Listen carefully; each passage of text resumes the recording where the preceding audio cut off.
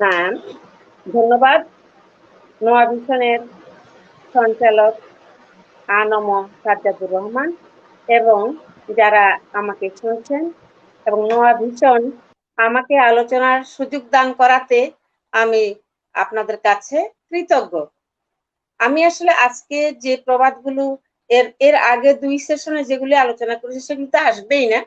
আজকে যেগুলো করব তার আগে আমি এই প্রবাদ প্রবচন এবং আমাদের লোকসাহিত্যে নোয়াখালীর প্রবাদ প্রবচন কতটুকু উল্লেখযোগ্য ভূমিকা রেখে যাচ্ছে বাংলা সাহিত্যের জন্য সে বিষয়ে কিছু আলোকপাত করব। তারপরে আমি আমার মূল মানে একটা একটা করে প্রবন্ধ প্রবাদ প্রবচন আলোচনা করব। তা আমার এই আলোচনাটুকু কিন্তু আমার নিজেরই লেখা। সেটা হলো 1996 সালের 18 ফেব্রুয়ারি দৈনিক আলসিস পত্রিকায় আমার এই লেখাটা প্রকাশিত হয়েছিল 1996 সালে। এরপরে আসলে আমার এই প্রবাদ বিষয়ে লেখাপড়া তেমন একটা করিনি, যদিও ছিটাফোটা কিছুটা আলোচনা হয়েছে বিভিন্ন সময়। তা আমার প্রবন্ধটার নাম ছিল আমাদের লোকসাহিত্য ও নোয়াখালীর প্রবাদ প্রবচন। তো সেই প্রেক্ষিতেই আমি কিছুটা বলবো, তারপরে আমি আমার মূল আলোচনায় চলে যাব। নোয়াখালীর প্রবাদ প্রবচন একটা বিশেষ উল্লেখযোগ্য ভূমিকা রেখেছে আমাদের বাংলা সাহিত্যে, আর সেটার জন্যই এখন আমি চলে যাচ্ছি আমি আমার মূল আলোচনায়। বিভিন্ন জনপদের মানুষের ভিন্ন ভিন্ন জীবন দর্শন, জীবনবোধ, মূল্যবোধ ও শিল্প সংস্কৃতি অভিব্যক্ত হয় প্রবাদ প্রবচনে। প্রবাদ প্রবচনের মাধ্যমেই যে কোনো দেশের বা অঞ্চলের জনগোষ্ঠীর সাংস্কৃতিক, সামাজিক, নৈতিক, পারিবারিক ও অর্থনৈতিক অবস্থা মূর্ত হয়ে ওঠে। তাই প্রবাদ প্রবচনকে লোকশিক্ষার মাধ্যমও বলা হয়। বৈষয়িক, ব্যবহারিক, নৈতিক ও জৈবিক জীবনাচার এবং প্রাকৃতিক পরিবেষ্টনী সম্পৃক্ত জ্ঞান দানই প্রবাদ প্রবচনের উদ্দেশ্য। পরিবার যেমন রাষ্ট্রের ক্ষুদ্র একক, ঠিক তেমনি ক্ষুদ্র ক্ষুদ্র বিন্দু বিন্দু জলে যেমন সিন্ধু তৈরি হয়, ছোট ছোট বালুকণা যেমন মহাদেশ গড়ে ওঠে, ঠিক তেমনি কোনো অঞ্চলের লোককথা, আঞ্চলিক ভাষা ও প্রবাদ প্রবচনের মাধ্যমেই সে অঞ্চলের সার্বিক পরিচয় সুপরিস্ফুট হয়। যেমন করে মৌখিক অনুশীলন দ্বারা বাংলা ভাষা লেখ্য ভাষা ও শিল্প সুন্দর সাহিত্যের বাহন হবার উৎকর্ষ অর্জন করেছিল, তেমনি নোয়াখালী জেলার গণমানুষের মুখে মুখে প্রচলিত প্রবাদ প্রবচনগুলোকে সাহিত্যিক মর্যাদায় অভিষিক্ত করলে আমাদের নোয়াখালী অঞ্চলের জীবন জীবিকার গভীরতম তথ্য ও ঐতিহ্য অনুসন্ধান সম্ভব হবে এবং সেই সাথে আমাদের বর্তমান প্রজন্ম ও তাদের ঐতিহ্য সম্পর্কে অবগত হতে সক্ষম হবে। মানুষ স্বভাবতই সবাক প্রাণী। অনুভূতি ও চিন্তাশীলতা তাকে অবাধ বাকময়তা দিয়েছে। কাজেই মানুষ মাত্রই জীবন ভাবনা ও জগৎ চেতনাকে ভাষায় ব্যক্ত করে। সে প্রকাশিত জীবন ভাবনাই প্রবাদ প্রবচন। প্রবাদের আদিমতম জন্মস্থান লৌকিক সমাজ। সেই লৌকিক মানুষের পারিপার্শ্বিকতার প্রভাবে যে অভিজ্ঞতা বোধ জন্মেছিল তা থেকেই প্রবাদের সৃষ্টি। প্রধানত মানুষের উপকারের জন্যই প্রবাদের সৃষ্টি হয়েছে। লৌকিক সমাজের সচেতন বিবেক সম্পন্ন ব্যক্তিগণ তাদের উত্তরসূরিদের কল্যাণার্থে জগৎ জীবন সম্পর্কে তাদের সুগভীর অভিজ্ঞতার ফল কালে কালে প্রবাদ প্রবচনের মধ্যে গেঁথে রেখে গেছেন। তাই প্রবাদ প্রবচন লোকসাহিত্যের একটি অনন্য, বুদ্ধিদীপ্ত, সৃজনশীল ও মননশীল মাধ্যম। সাধারণ জনজীবনে অনেক সময় এগুলো ঐশী বাণীর মতোই অকাট্য মাধ্যম হিসেবে পরিগণিত হয়। তাই বলা যায় মানুষের সচেতনতার সোনালী ফসল হচ্ছে প্রবাদ প্রবচন। প্রবাদের সৃজনশীল ও মননশীলতার মূল হলো বহু মানুষের জ্ঞানের সমন্বয়। প্রবাদ প্রবচনের অর্থ প্রায় সমার্থক। প্রবাদে মানব হিতৈষী মনোভাব প্রকাশিত হয়, আর প্রবচনে বিকৃত মানসিকতার ব্যঙ্গ, কুটিল ও তিক্ততার দিক প্রকাশিত হয়। তাই প্রবাদের চেয়ে, প্রবচনের চেয়ে প্রবাদ বেশি মানবিক এবং মানুষের কল্যাণ বোধে শ্রদ্ধাশীল। জগৎ জীবনের নানা অবক্ষয়, অত্যাচার ও অসঙ্গতি অতি সংক্ষিপ্তাকারে প্রবচনে প্রকাশিত হয়। তাই প্রবচনগুলো যেন একটি নিপুণ বাণী প্রতিমা। সমুদ্র মেখলা নোয়াখালী ভূখণ্ড প্রাচীনকালে একটি চিরহরিৎ অঞ্চল ছিল। মধ্যযুগের কবিগণ এ অঞ্চলকে স্বর্গের সবুজ ছবিতে মোড়া গালিচার সাথে তুলনা করেছেন।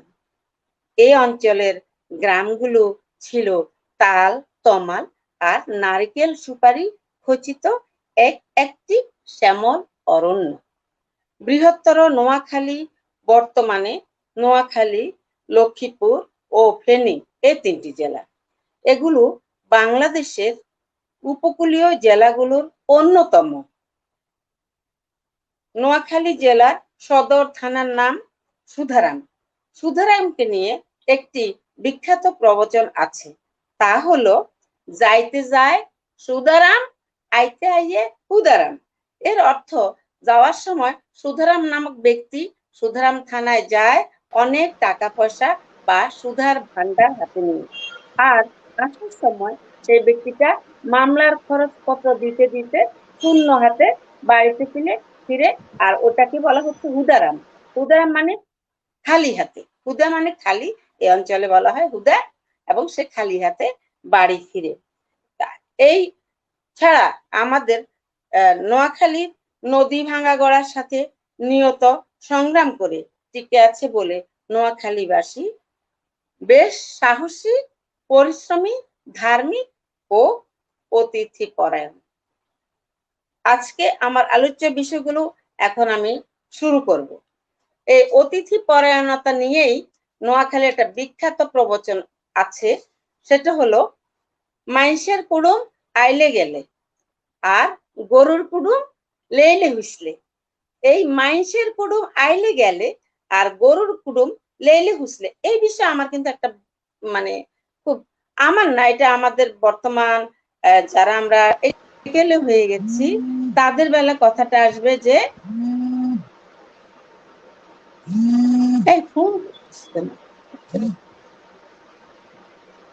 Phone sorry.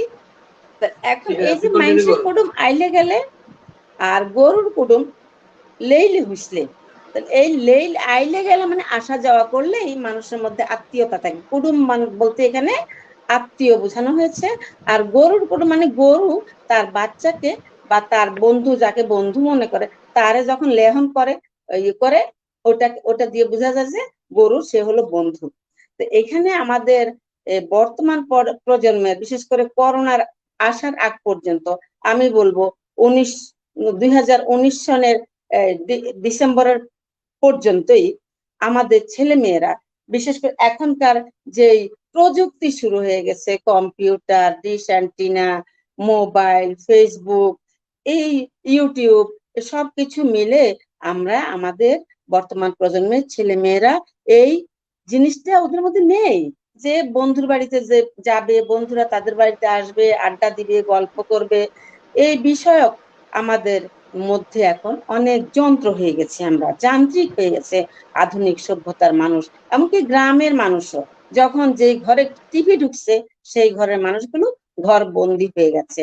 তারা পাশের বাড়ির মানুষটার খবর নেয় না, পাশের বাড়ির মানুষটা এই বাড়িতে আসে না। যদি কখনো ধরেন খুব কাছের কেউ আছে, তখন গ্রামের লোকজন আসা যাওয়া এখনো করে। কিন্তু শহরের মধ্যে আমরা ইট পাথরের বদ্ধ দরজায় আবদ্ধ হয়ে গেছি, আমরা কারো খবর নেই না।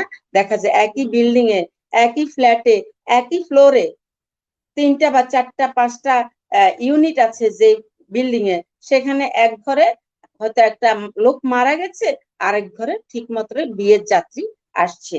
তো এই আত্মীয়তা যে লুপ্ত হয়ে যাচ্ছে ক্রমশ, মানুষ যে ক্রমশ আহ কি বলা যায় যন্ত্র হয়ে যাচ্ছে, এই প্রবাদটাতে তার প্রচ্ছন্ন একটা চিত্র আমরা দেখতে পাই। যে আমাদের এই আত্মীয়তাটুকু থাকবে কিভাবে, আমরা যদি আসা যাওয়া করি, আমরা যদি একজনের দুঃখে সুখে আমরা উপস্থিত থাকি, তাদের ব্যথার ব্যথী হই, সমব্যথী হই, তখন এই প্রবাদটা মানেটা পরিপূর্ণ হবে। যে মাইনষের কুটুম, মাইনষের মানে আমাদের মানুষের, আর কুটুম মানে কুটুম, আত্মীয় স্বজন। আর আইলে গেলে আমি আগেও বলেছি যে আসা যাওয়া করলে। আর গরুর আত্মীয় হলো যদি যে গরুটাকে আরেকটা গরু এসে লেহন করবে এবং মানে তার ভাব প্রকাশ করবে, তখন সৌহার্দ্যপূর্ণ ভাব প্রকাশ করবে, তখনই সেটা বোঝা যাবে যে সেই গরুটা তার আত্মীয়। এরপর আমি আরেকটা প্রবাদে চলে যাই, সেটা হলো হইল হো না গজার হো না, যার যার হককে তার তার হো না। এখানে এই যে হো না, হইল, হইল মানে আমাদের নোয়াখালী অঞ্চলে শোল মাছ যেটাকে বলা হয়, এক ধরনের রাক্ষসে মাছ। সেই মাছ অন্য মাছদেরকে খেয়ে ফেলে পুকুরে থাকলে, ওইটার নাম হলো হইল। আর নোয়াখালীরা তালব্যস্যটাকে এখানে হ দিয়ে, হ বলছে, হো না মানে শৈল মাছের পোনা। এখানে পোনা পটা হ, আমরা অনেকেই জানি যে নোয়াখালী অঞ্চলে পটাকে হ বলা হয়। যেমন আমরা পানিটাকে আমরা পানি বলি না, আমরা বলি হানি। তো যাই হোক, এখন হইল হো না। আরেকটা হলো গজার মাছ। হইল মাছটা কিন্তু অনেকে খায়, শৈল মাছটা অনেকে আমরা খাই, খুব চচ্চড়ি করে খেতে খুব পছন্দ করে নোয়াখালী অঞ্চলের মানুষ। আর গজার, গজার মাছটা গায়ে সোনালি সোনালি চোখ চোখ থাকে, এবং ওটাকে দেখতে একটু ভয়ঙ্কর লাগে, মায়া লাগে না। মানে গজার শৈল মাছটাকে যতটা সুন্দর লাগে, গজার মাছটা অতটা সুন্দর না। আর যার কারণে গজার অনেকেই খায় না, একদম শতকরা হয়তো বা 1-2 জন খায় কিনা আমি বলতে পারবো না। এই গজার মাছটাও রাক্ষসের মাছ, অথচ তার বাচ্চাটাকে এখানে বলা হচ্ছে হইল হোনা গজার হোনা, যার যার হককে তার তার হোনা। যার যার হককে মানে যার যার জন্য, তার তার হোনা বলতে এখানে এই এই হোনাটা হলো স্বর্ণ, সোনা। অর্থাৎ আমি বলতে চাই, বলছি যে সেটা হলো গজার মাছ বলেন, আসল মাছ বলেন, এই খারাপ মাছগুলা, রাক্ষসী মাছগুলা যখন বাচ্চা দেয়, তখন তারা কিন্তু তাদের বাচ্চাগুলোকে সেভ করার জন্য, বাচ্চাগুলোকে যাতে অন্য মাছে খেয়ে না ফেলতে পারে, তখন তারা দিঘি বা পুকুর বা যে কোনো ডোবা মানে জলাশয়, সেই জলাশয় একদম কিনারে চলে আসে, তখন বাচ্চাদেরকে নিয়ে থাকে। আমরা দেখি, আমরা ছোটবেলায় দেখেছি, জানি না এখনকার বাচ্চারা দেখেছে কিনা, সেটা লাল লাল সে বাচ্চাগুলা, গজারের গুলা আহ দুইটাই সম্ভবত লাল।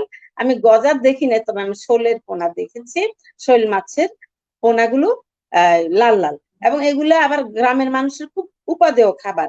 এগুলি তারা ওই ছোট ছোট জাল আছে, এগুলিকে জাই জাল বলে সম্ভবত নোয়াখালীর ভাষায়, সেই জাল দিয়ে ওই পোনাগুলো ধরে সুন্দরভাবে চচ্চড়ি রান্না করে খায়। আবার কলার বর্গের বর্গের মরিচ খোলা বলা হয় নোয়াখালী অঞ্চলের, সেই কলা পাতা দিয়ে সুন্দরভাবে মরিচ খোলা করে পোনা মাছগুলো খেয়ে ফেলে। তো তারপরও কিন্তু তারা মানুষের চেয়েও অন্য মাছদের ভয়ে নিজের বাচ্চাটাকে তাদের মানে সেফটির সাথে প্রতিপালন করে। আর এটার কিন্তু একটা রূপক অর্থ আছে, সেটা হলো শুধুমাত্র শৈল আর গোজার দিয়ে এই কথাগুলো বোঝানো হয়নি। এখানে বোঝানো হয়েছে যে যদি একেবারে গরিব, ভিক্ষা করে খায়, অন্যের জায়গা থাকে, নিজের একটা বাসস্থান নেই, তারপরও কিন্তু তার বাচ্চাটাকে নিয়ে সে ভিক্ষা করে খেয়েও তার বাচ্চা নিজের বুকে রাখে। লক্ষ লক্ষ টাকার বিনিময়ে বড় লোক নিঃসন্তান কেউ যদি, বড় লোক বলতে টাকাওয়ালা ধনী কোনো ব্যক্তি যদি তার বাচ্চাটাকে কিনতে আসে বা দত্তক নিতে আসে, সে কিন্তু সে বাচ্চা দেয় না, কারণ তার ওইটাই তার একমাত্র সম্পদ, একমাত্র তার মূল্যবান জিনিস, যেমন স্বর্ণ মানে সোনা, তার কাছে ওইটাই তার সোনা, ওইটাই তার সম্পদ, ওইটাই তার একমাত্র বুকের মানিক, এটা সে কোনোভাবে ছাড়ান দিতে চায় না। ঠিক তেমনি আরো মানে বলতে পারি, যেমন ধরেন আমরা যারা শহরে থাকি, আমরা শহুরে নাগরিক বলে নিজেদেরকে প্রতিপন্ন করি, তারা কিন্তু আমরা গ্রামে চলে যাই কি জন্য? আমরা বাঙালি নর্মালি কিন্তু অলস জাতি, নিজের কাজটা নিজে করতে ভালো লাগে না। তখন কি করে, আমাদের চর আছে, আমরা নোয়াখালী, আমরা উপকূলীয় অঞ্চলের জনগণ কি করি, আমরা ওই গরিব মানুষদের বাচ্চা চরে চলে যায় যে তোমার বাচ্চাটা কি কাজে দিবে। হ্যাঁ, এবং এটা সাধারণত ধনাঢ্য ব্যক্তিরাই বেশি করে। তখন দেখা যায় তাদের 4, 5, 6টা বাচ্চা থাকার পরেও দিন আনে এক বেলা ঠিক মতো খেতে পারে না, তারাও কিন্তু তার বাচ্চাটা কোল ছাড়া করতে চায় না। কোল ছাড়া করবে কেন? তার বাচ্চা তার কোলে মরে যাক, তাতেও সে খুশি, কিন্তু সে তার বাচ্চা দিবে না। তার বাচ্চা স্বর্ণের চেয়েও হীরার চেয়েও অনেক দামি জিনিস, অনেক দামি সম্পদ, সেটা সে কোনোভাবেই কোল ছাড়া করবে না। এই ধরনের একটা মূল্যবোধ তারা পোষণ করে। আর এইটা আমার মনে হয়, আমি আমার চোখে যা দেখেছি, যদিও কেননা আমি ঢাকা বিশ্ববিদ্যালয়ে পড়েছি, ঢাকায় ছিলাম দীর্ঘদিন, অন্যান্য ফরিদপুর মানে অন্যান্য উপকূলীয় অঞ্চলের মানুষের চেয়ে নোয়াখালী অঞ্চলের মানুষ কিন্তু অনেকটা স্বজন, মানে অনেক বেশি আত্মীয় আহ ভালোবাসে, মানে মনটা তাদের অনেক নরম, তাদের বাচ্চাকে তারা কোনোভাবেই দূরে কোথাও দেবে না, কাজে দেয় না, এমনকি দত্তকও দেয় না। তাদের একটাই কথা যে মরি যাক, মরলে মরবা, আর কোলে মরো তো আই আদের দড়ি দড়ি হরি কবর দিতাম, আর আর হলা যদি বাইরে যায় মরি যায়, তাহলে আয় তো দেখতাম। এই হলো নোয়াখালী বাসী একটা দৃষ্টি। এরপরে আমি আরেকটা ঠিক এটারই পাশাপাশি আরেকটা আছে, কোলে মূল্য হুইন্না দিতাম না, কোলে মূল্য হুইন্না দিত না, দেয় না। মানে প্রবাদটা হলো এটা, কোলে মূল্য হুইন্না দেয় না। এই হুইন্না মানে হলো পালক দেওয়া, দত্তক দেওয়া। এখন এখানেও এটার সাথে ওটার অনেকটা কিছুটা মিল আছে। সেটা হলো খুব গরিব মানুষ যা যে ভিক্ষা করে সারা দিনে 1 কেজি চাল জোগাড় করতে পারে না, 2 বেলা খাওয়ার জোগাড় করতে পারে না, দিনে কোনো রকমে 1 বেলা খেতে পারে, সেই মহিলাটাও তার বাচ্চাটাকে, সুন্দর নাদুস নদুস একটা বাচ্চা, এটা তার কাছে অনেক দামি, সে কোনোভাবে তাকে পালক দিতে চায় না। তারও এখানে বক্তব্য হলো, আমার বাচ্চা আমার কোলে মরে যাক, আমার সেটাতেই শান্তি, কিন্তু আমার বাচ্চাকে আমি দূরে দেব না, আমি টাকার বিনিময়ে বাচ্চা বিক্রি করব না, আমি না খাই থাকো, আমার বাচ্চা না খাই থাকবো, তারপর আমি বাচ্চাটাকে অন্যের কাছে আমি পালক দেব না, আমার বাচ্চা টাকা দিয়ে কেনা যায় না। অর্থাৎ এই অঞ্চলের মানুষ, নোয়াখালীর মানুষ টাকার কাছে কিন্তু পরাজিত হয় না, তারা নিজেরা খেটে খায়। এবং ওইটাও আমি আগেই বলেছি যে খুব পরিশ্রমী, সাহসী, এবং তাদের মনোবল অনেক বেশি। তারা ওই জন্যে নিজের বাচ্চাটাকে কোনোভাবেই নিজের কোল ছাড়া করতে চায় না। তো এই আরেকটা প্রবাদ ঠিক কাছাকাছি, সেটা হলো কাছাকাছি না, সেটা অন্য আরেকটা প্রবাদে আমি চলে যাই। সেটা হলো, আজার তেয়ার না এক কৈকুবে সেলি, আজার তেয়ার না এক কৈকুবে সেলি।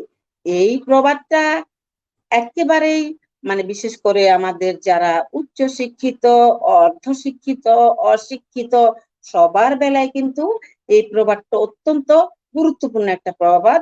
সেটা এটা দিয়ে বোঝানো হয়েছে, আজার বলতে এখানে হাজার, হাজারটা টেয়া বলতে এখানে টাকা বোঝানো হয়েছে, টেয়া মানে টাকা, আজার মানে হাজার, আর না বলতে এখানে নৌকা, তাহলে হাজার, হাজার টেয়া না এক কৈকবে সেলি, এক কৈকবে মানে এক কোবে, এক কূপ দিয়ে, কোপ দেওয়া মানে কুড়াল দিয়ে বা দাও দিয়ে, শক্ত কিছু দিয়ে কূপ দিল, কূপ দিয়ে এটাকে চেলি, চেলি বলতে এখানে লাকড়ি বোঝানো হয়েছে, যে লাকড়ি আমরা চুলায় জ্বালাই।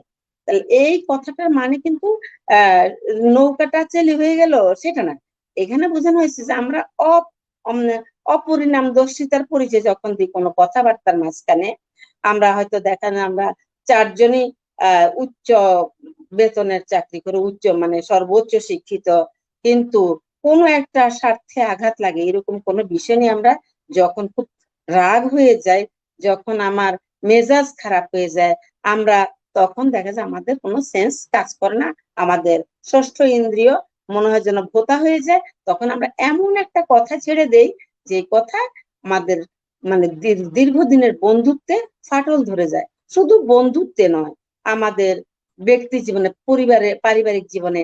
আমি আমার মাকে, আমি যে মা আমাকে 10 মাস 10 দিন গর্ভে ধারণ করলো, আমরা দেখা যায় যে কোনো একটা স্বার্থগত কারণে রান্না হয় নাই, বা মা ঠিক মতো বউয়ের সাথে ভালো ব্যবহার করে নাই, আমার সেই মাকে আমি এমন ভাবে একটা কথা বলে আঘাত দিয়ে ফেলি যেটা আমার করা কিছুতেই ঠিক হয় নাই।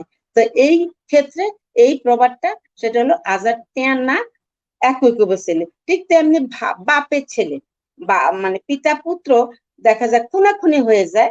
কি জন্য? সেটা হলো যেমন আমার মানে পিতা অনেক কষ্টে দিন মজুরি করে অনেক কষ্টে ছেলেটাকে উচ্চশিক্ষিত করেছে।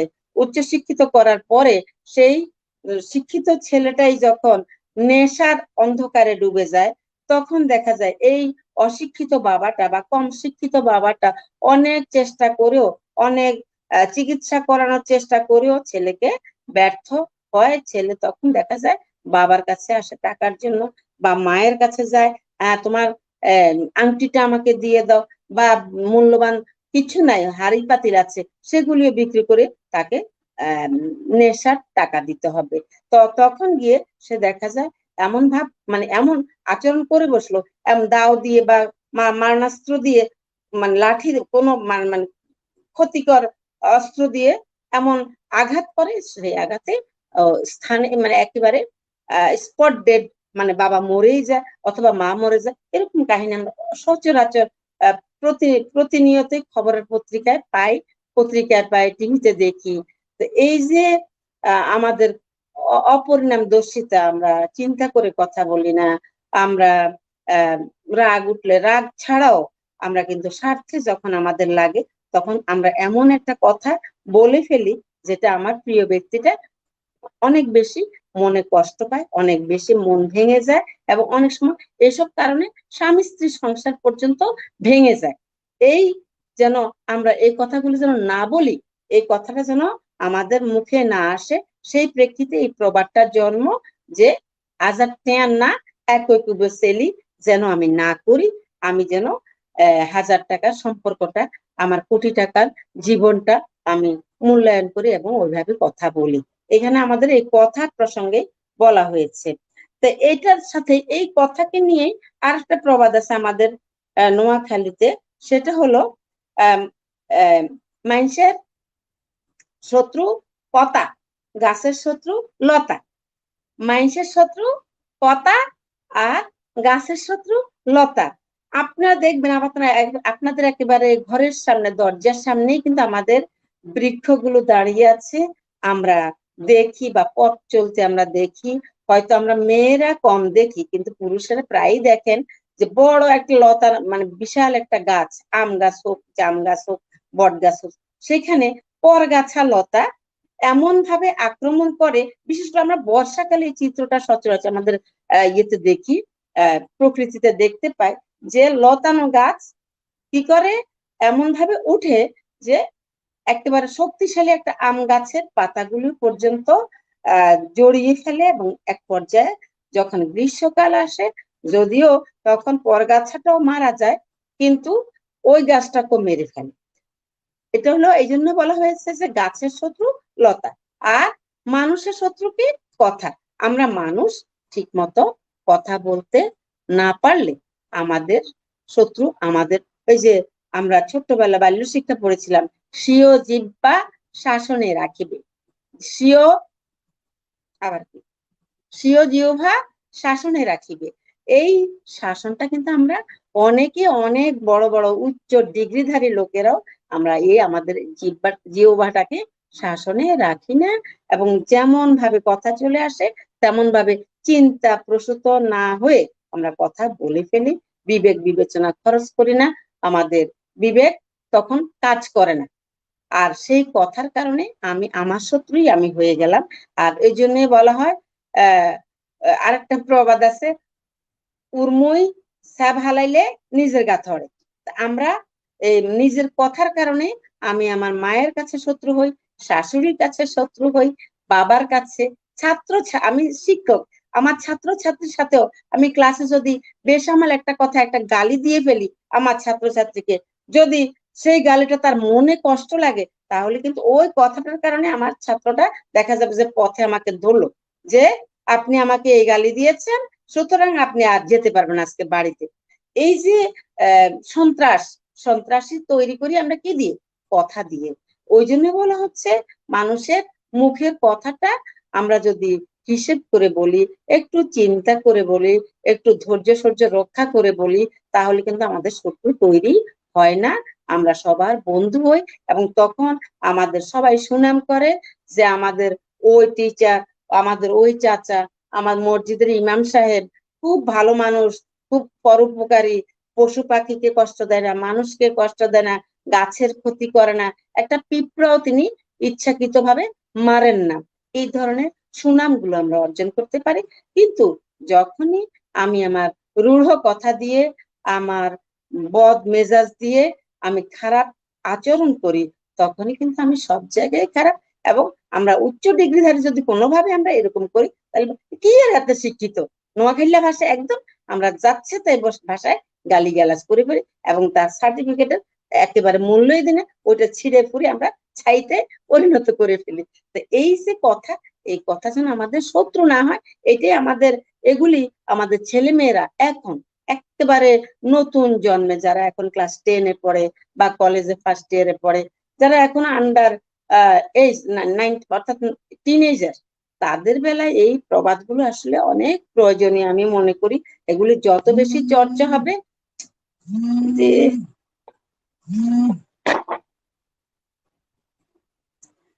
সরি আসলে আমি কল আসছিল একটা। তো এই যত বেশি চর্চা হবে তত বেশি মানুষ ভদ্র হবে এবং শিষ্টাচার শিখবে, এবং কথায় তারা শালীন হবে, এবং শত্রুতা তৈরি হবে না, বন্ধুত্বপূর্ণ সৌহার্দ্যপূর্ণ একটা পরিবেশ সমাজে, সংসারে, পরিবারে সব জায়গায় বিরাজ করবে, এবং আমরা সবার কাছে ভালো হতে পারবো। এবং আমাদের মৃত্যু, আমরা এই যে আমাদের এই যে নিঃশ্বাসের বিশ্বাস আমরা বলি, শুধুমাত্র এই কথা দিয়ে কিন্তু আমি পৃথিবীতে সবার কাছে ভালো হব। আর এই কথার কারণে আমার মরার পরে আমার লোকজন, আমার কাছে দূরে যারা আমাকে খারাপ হিসেবে জানে, তারা হাসবে। তারা ওই এখন ফেসবুকে স্ট্যাটাস দেখা যায় যে যে কোনো একটা লোক কিছুদিন আগে মারা গেছে, আমরা জানি সবাই, যাকে যে নারীদেরকে তেঁতুলের সাথে তুলনা করেছিল, সে মারা গেছে, দেখা যায় তাকে হাহা দেওয়া হয়েছে। অনেকে কমেন্ট কমেন্ট করেছে, যাই হোক সেটা ভিন্ন কথা, কিন্তু রিয়েকশনটাই হয়ে গেছে হা হা, মানে সে মরেছে খুশি। কারণটা হলো ওই যে এত বড় একটা মুসলিম কি বলা যায়, উনি আল্লামা কি শফি ওনার নাম, আমি একটা লেখা লিখেছি ওনার উপর। তো উনি যেখানে নিজের মা, যার গর্ভ থেকে বেরিয়ে আসছে, তিনিও তো একটা নারী, অথচ তিনি বলেছেন যে নারী হলো তেঁতুলের মতো, জিহ্বায় পানি আসে। কি জঘন্য কথা! আর ওই কথার কারণে সে আজও, মরে যাওয়ার পরও আমি এই যে এখন আমিও তার সমালোচনা করছি। সুতরাং এই যে মানুষের শত্রু কথা, মানুষের শত্রু কথা নোয়াখালী ভাষায়। আর গরু কি কিসের মানুষের শত্রু কথা, গাছের শত্রু লতা। আমি এরপর আরেকটা প্রবাদে যাচ্ছি, সেটা হলো সৈয়ালের ভাঙা ঘর, ভাঙা সৈয়ালের ভাঙা ঘর কবিরাজের নিত্যজোর। সৈয়াল, সৈয়াল বলতে আমাদের অত্র অঞ্চলে, নোয়াখালী অঞ্চলে সৈয়াল তাকে বলা হয় যে ছনের ঘর মানে কুড়ে ঘর তৈরি করে, অর্থাৎ ওই তো গরিব মানুষদের ঘর মানে তৈরি করে, কোন রকমের দিন যাপন করে। সেই মানুষটা যে সারা জীবন মানে অন্যের ঘর, নতুন ঘর তৈরি করে দেয়, তার ঘরটা ভাঙা থাকে, তার নিজের ঘর অতটা সুন্দর থাকে না।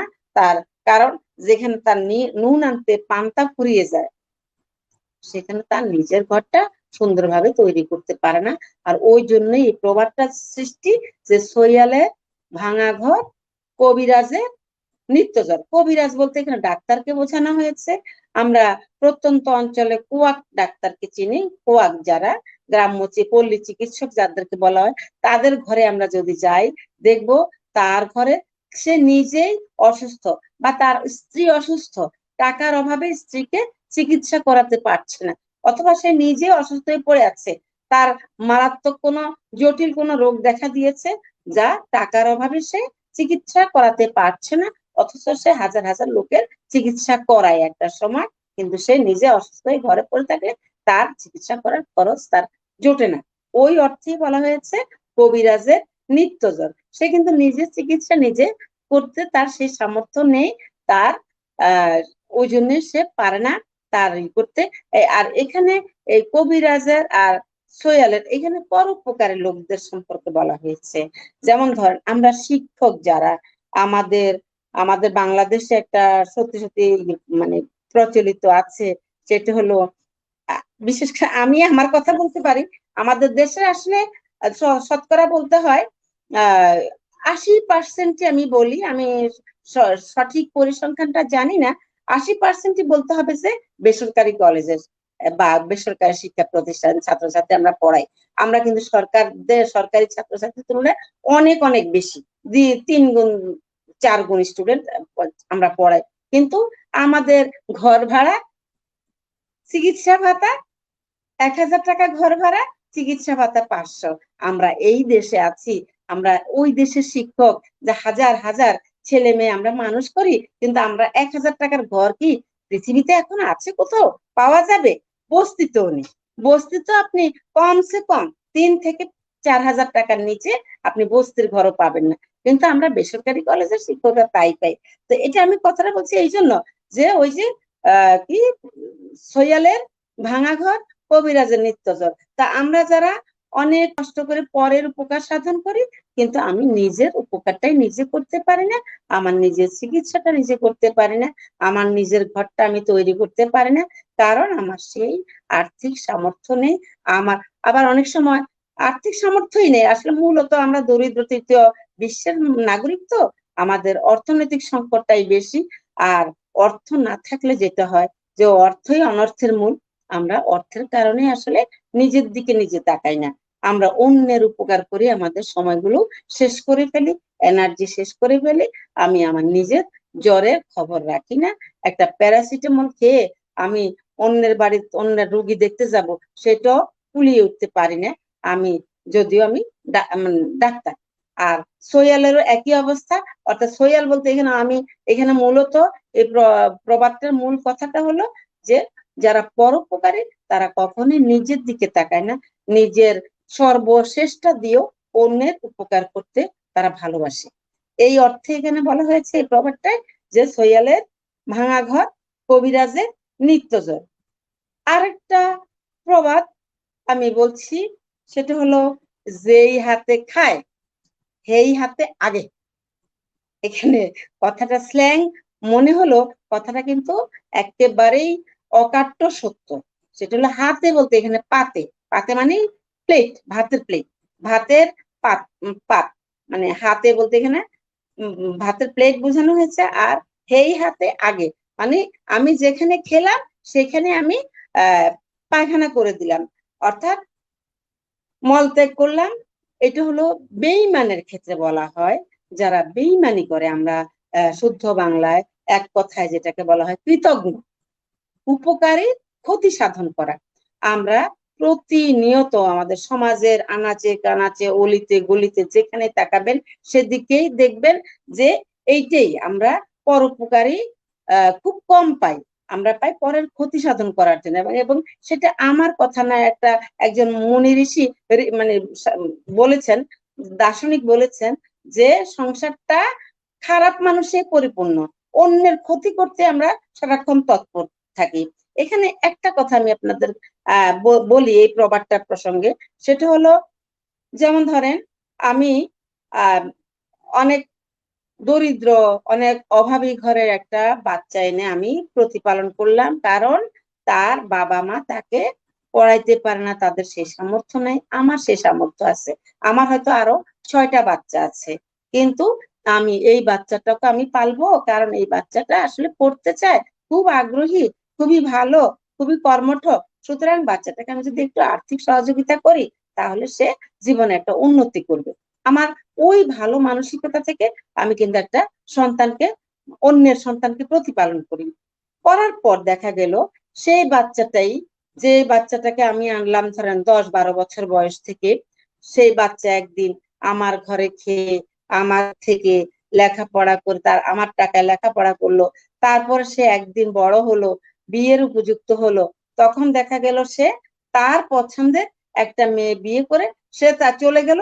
এবং একদিন সে ওয়েল মানে খুব প্রতিষ্ঠিত হওয়ার পরে সে একদিন এসে আমার বাড়িতেই সে কিনতে মানে প্রস্তাব দিল। অর্থাৎ তার, সে দেখা গেল আমার বাড়ির পাশে জমি কিনেছে, ওখানে বিল্ডিং করেছে, এবং ঠেলতে ঠেলতে আমার বাড়িটাও অর্ধেক তা সে গ্রাস করে ফেললো। আর ওখানে এই প্রবাদটার জন্ম, যে যেই হাতে খায় সেই হাতে আগে। আমরা আমাদের নোয়াখালী অঞ্চলেরও এই ধরনের বৈশিষ্ট্য আছে। আর এই বৈশিষ্ট্য শুধু নোয়াখালী অঞ্চলের মানুষ না, এই প্রবাদটা যদিও নোয়াখালীর প্রবাদ, কিন্তু এই প্রবাদটার আমরা বৈশিষ্ট্য সাধারণ সর্ব মানে বলবো বলবো যে আমাদের বাংলাদেশেরই অধিকাংশ মানুষের মধ্যে আমরা দেখি যে তারা বেইমানি করতে এক পাও পিছায় না। তারা বলা হয় যে চোখ ঘাড়ে ফিরে গেলে, আমাদের এটা আরেকটা প্রবাদ আছে যে হাতে চোখ গাড়ে লই গেছে, হাতে এত বেইমান, হাতে এত মানে এইসব আমরা গালিগালাজ করি। কিন্তু আসল কথাটা হলো আমরা এই আমাদের মানব চরিত্রের একটা খারাপ দিক এই প্রবাদটা উঠে আসছে, যে হাতে যেই হাতে খায় এই হাতে আগে।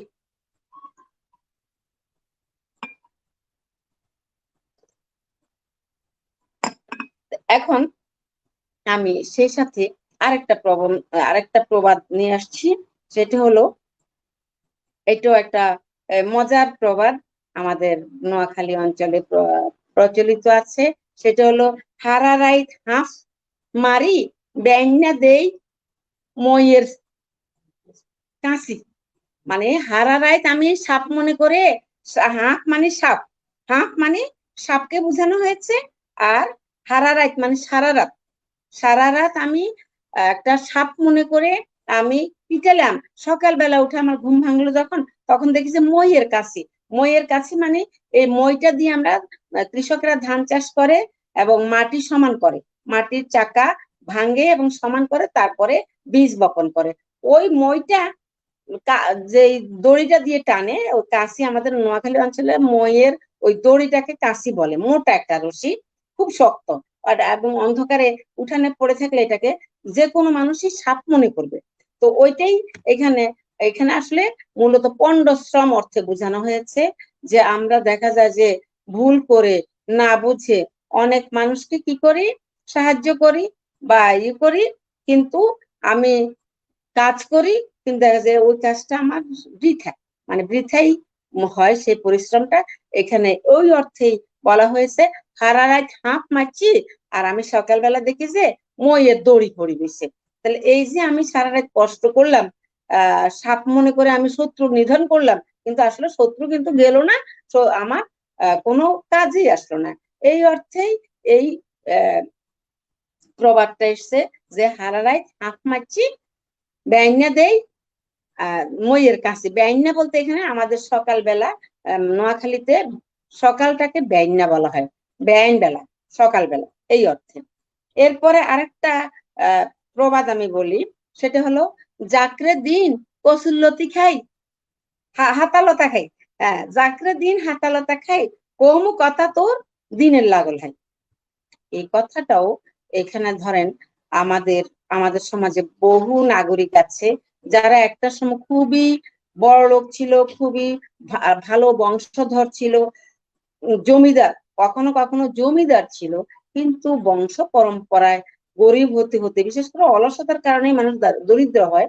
তাহলে সে দরিদ্র হয়ে গেল এবং সে কি করলো, তার ওই ঐতিহ্য তার নেই। সে দিন আনতে নুন আনতে পান্তা ফুরায় সে অবস্থায় সে যখন বাস করে, তখন দেখা যায় যে তার বাড়িতে যারা কাজ করত, কাজের লোক, ধোপা, নাপিত, এই সব লোক যারা তার একটা সময় তার আশ্রিত ছিল, তার আশ্রয় প্রশ্রয় বড় হয়েছে, খেয়েছে দিয়েছে, এক সময় তারাই মানে বিদেশ গিয়ে, মধ্যপ্রাচ্যে বা বিভিন্ন অন্যান্য দেশে গিয়ে সামান্য কামলার চরিত্র কাজ করে তারপরে ছোটখাটো, অর্থাৎ ওরা অত শিক্ষিত হতে পারে না, তখন তারা বিদেশ মানে হঠাৎ করে টাকা রুজি করে তারা আঙ্গুল ফুলে কলা গাছ হয়ে যায়। অনেক সময় অবৈধ পথেও তারা টাকা রোজগার করে আঙ্গুল ফুলে কলা গাছ হয়ে তখন ওই যে যার আশ্রয় প্রশ্রয় সে বড় হয়েছে, যে অভিজাত পরিবারটা আজকে গরিব হয়ে গেছে, তাদেরকে তারা ন্যাকারজনক আচরণ করে, খারাপ আচরণ করে, দুঃখ দেয়, এবং তার অনেক সময় দেখা যায় ওরাই একসময় টাকার পাহাড় তৈরি করে তাদের ছেলের জন্য এদের মেয়েকে প্রস্তাব দেয়। তো এখন আমাদের নোয়াখালীতে এইটার সাথে আর একটা কথা বলে চলে আসে, সেটা হলো আমরা যারা বংশধর পরিবারের ছেলে বা মেয়ে, তারা বলে যে আয় আড্ডি চাই আত্মীয়তা করুন।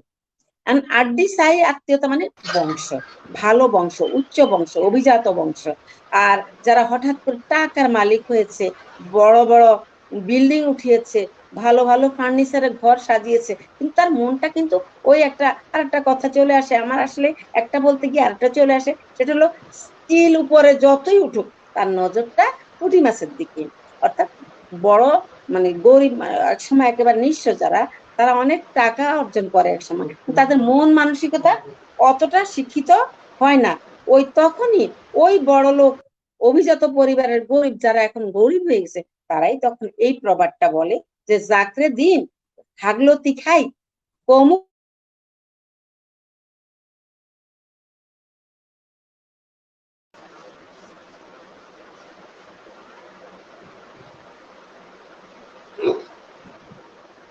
আমরা সংযুক্তি হারিয়ে ফেলেছি, আশা করছি আবারও পাবো।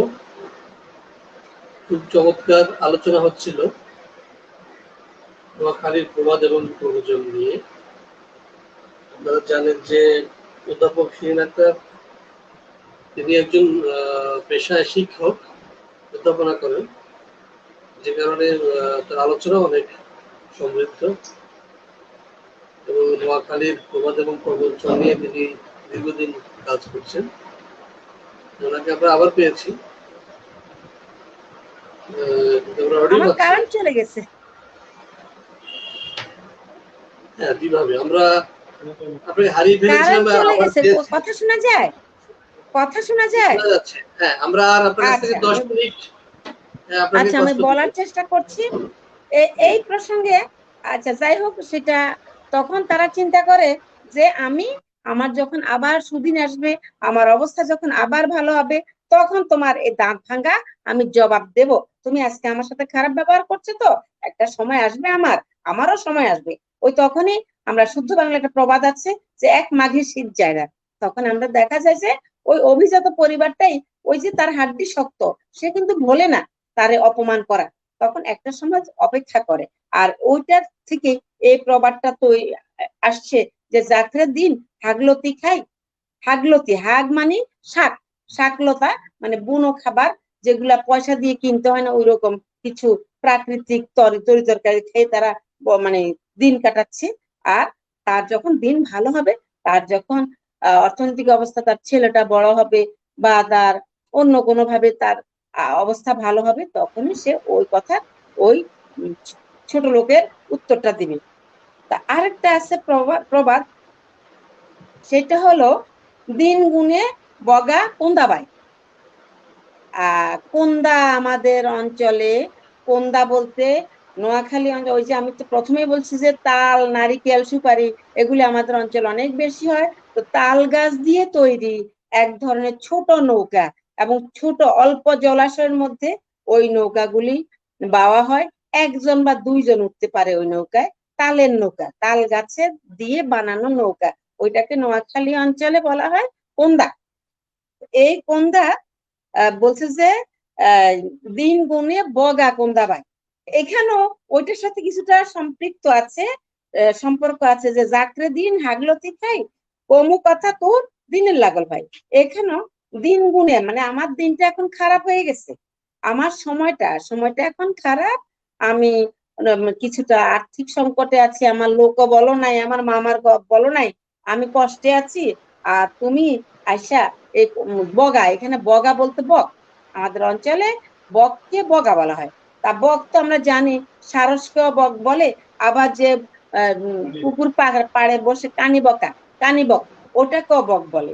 তো এইখানে এই বগা বলতে বককে বোঝানো হয়েছে, আর বক বলতে কিন্তু ছোট লোক, এই কি বলা যায় একেবারে আহ সমাজে মান্যগণ্য লোক না, তাকে কেউ গণে না, তাকে কেউ পাত্তা দেয় না, সে হয়তো কারো 5 মাস খাটে।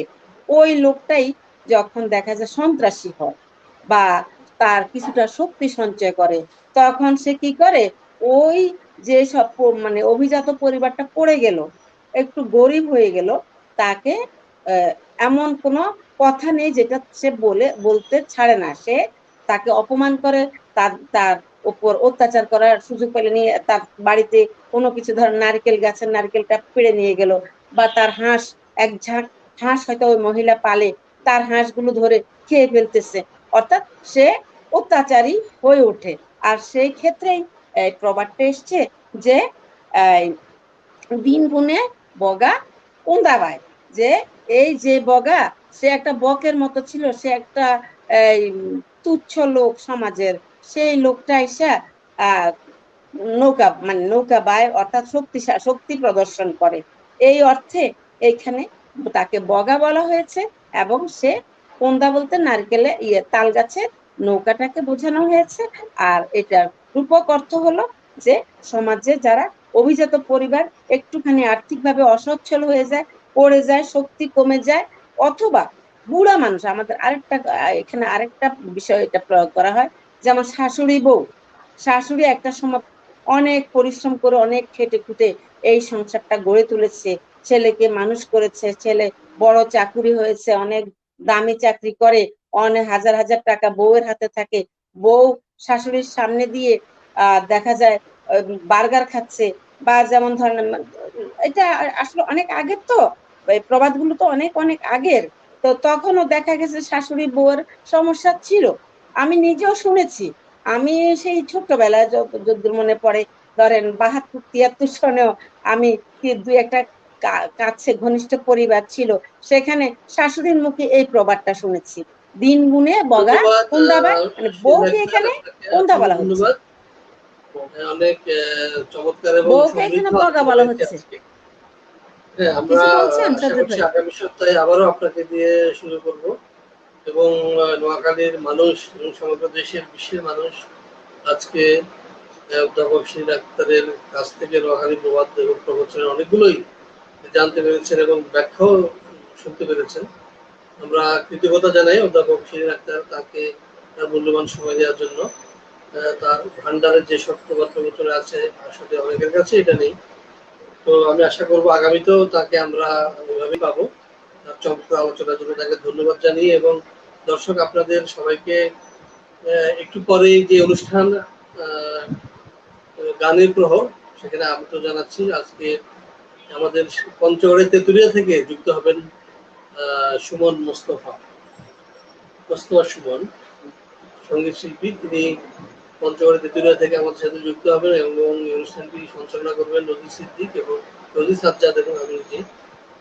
আশা করছি আপনারা উপভোগ করবেন, সে আমন্ত্রণ জানিয়ে এখন এখানে শেষ করছি। সবাই ভালো থাকবেন, সুস্থ থাকবেন, আল্লাহ হাফেজ।